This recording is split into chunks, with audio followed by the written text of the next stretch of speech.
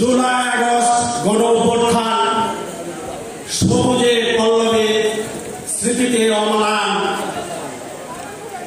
শহীদদের স্মরণে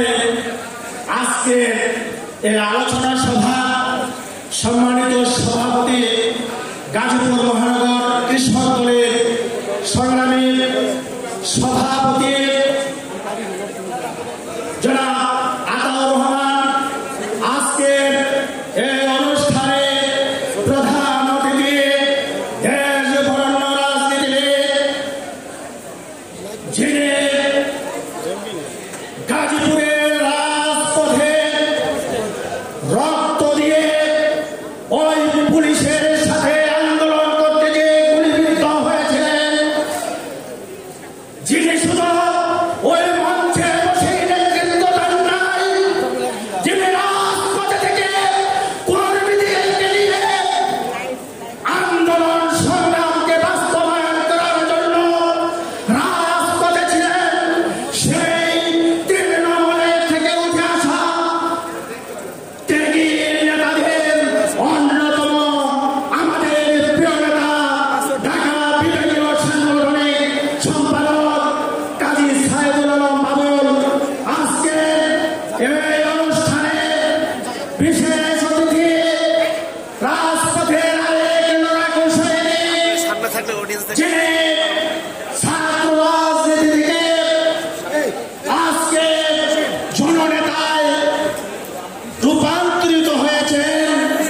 26 নম্বর ওয়ার্ডের বারবার নির্বাচিত কাউন্সিলর গাজীপুর মহানগর বিএনপি সাবেক যুগ্ম আহ্বায়ক জনাব হান্নান মিয়া হান্নু আজকে এই অনুষ্ঠানে আরেক বিশেষ অতিথি রয়েছেন আমাদের সকলের প্রিয়